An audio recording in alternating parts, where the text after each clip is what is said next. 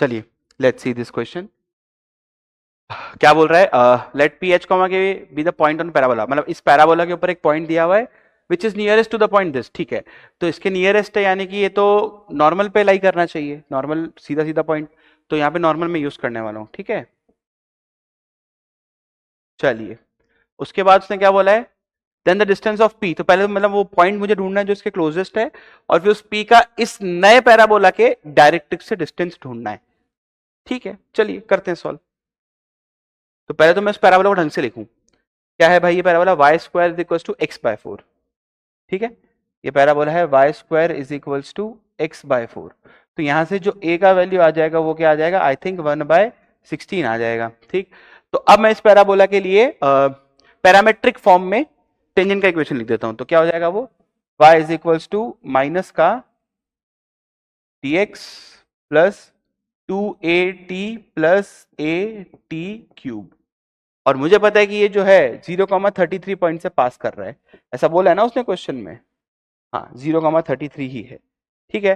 तो अब मैं a का वैल्यू और 0,33 वैल्यू ये सब इसमें सेटिस्फाई करवा देता हूँ, ठीक। तो ऐसा करवाने पर ये इक्वेशन क्या बन जाएगी भाई, 33 तो यहाँ आ जाएगा, ठीक है, 0 आने की वजह से ये गायब हो जाएगा, और यहाँ पे a का वैल्यू है तो यहाँ पे आ जाएगा t/8, और यहाँ पे आ जाएगा 1/16, तो t/t³/16, ठीक, समझ में आ रहा है। तो यहाँ से मैं टी में क्यूबिक बन जाएगी मेरी, तो क्या क्यूबिक बनेगी वो, t³ माइनस का नहीं प्लस का 2t माइनस का 528, ठीक है, इज इक्वल टू 0।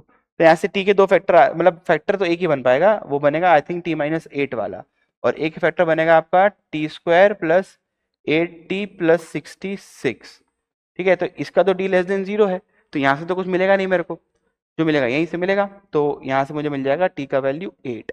अब मुझे पता है कि भाई ये पैराबोला है तो स्टैंडर्ड ही, तो इसका मतलब इसके ऊपर जो भी पॉइंट होगा वो at² यानी कि t²/16 280 यानी कि t/8 इसी फॉर्म का होगा। तो अब t का वैल्यू 8 आ चुका है, तो 8 यहाँ पे पुट करते ही मुझे आंसर मिल जाएगा, ठीक है। सही बोल रहा हूँ क्या, हाँ। तो 4,1, तो p पॉइंट फाइनली मेरे पास कितना आ गया भाई, 4,1। तो अब ये पॉइंट कैसे कौन सा निकाल दिया है मैंने, जहां से मैं टेंजेंट बना रहा था, यही था ना वो, नहीं शॉर्टेज डिस्टेंस वाला पॉइंट आ गया, फाइन। चलिए तो कहानी क्या है आप समझते हैं, अब डायग्राम बनाते हैं। तो ये है तो अभी भी स्टैंडर्ड पैराबोला ही, समझिए आप इस चीज को, ये तो अभी भी पैराबोला तो यही वाला है। अब 0,33, तो 0,33 यहाँ पे कहीं होगा ऊपर, यहां से कोई नॉर्मल आ रही होगी ऐसे करके, ठीक है ना। तो नॉर्मल का पॉइंट ऑफ कांटेक्ट 4,1 मैंने निकाल दिया है।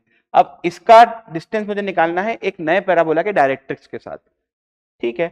तो पहले उस नए पैराबोला को देखते हैं क्या है, उसके बाद उसका डायरेक्ट्रिक्स इसी डायग्राम में बना देंगे। तो नए पैराबोला की इक्वेशन क्या दी हुई है हमको, चलो ये तो बढ़िया है, y² is equal to 4x plus 4y, y² is equal to 4x plus 4y, ठीक है।